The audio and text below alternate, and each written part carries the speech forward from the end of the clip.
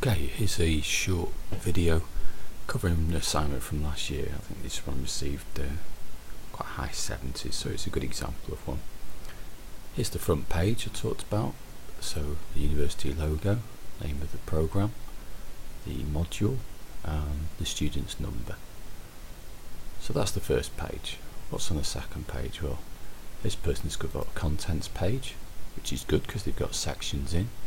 You want to increase that, get more marks. I'd expect to see some page numbers down this side as well, but at least they've managed to put a contents page in, which is useful for the reader.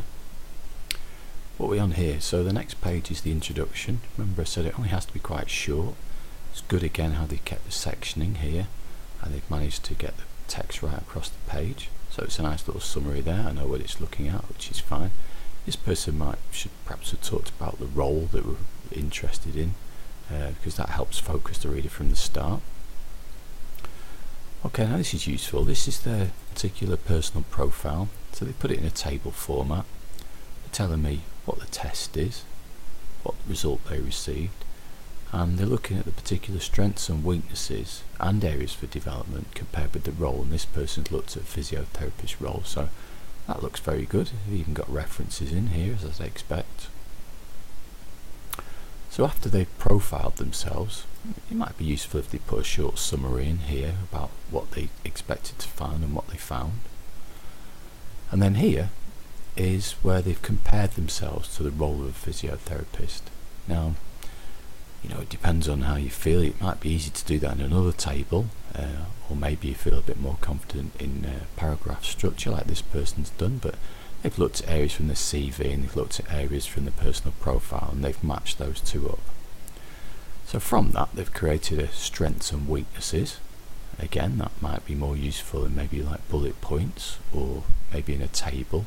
It's easy for the reader to see and it cuts down on the words. They have been able to reference properly in the text, which is good. So this leads on to their development plan.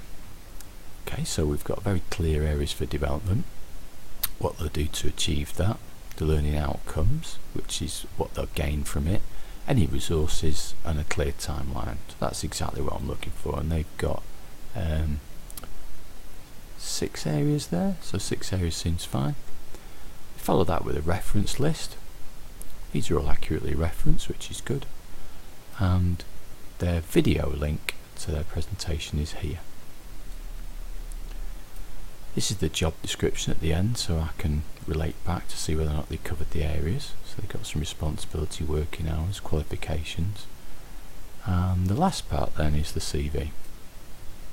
Okay, incorrect spelling, that's very poor spelling. Make sure that you spell check before you hand in your piece of work.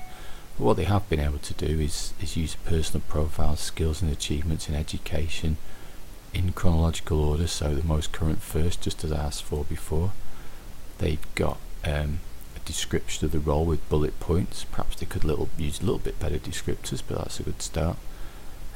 Hobbies and references, that's the piece of work. So you can see that it's quite easily structured. If you need some more advice, go back to the other video that I created, or obviously send me an email or give me a ring. Thanks very much.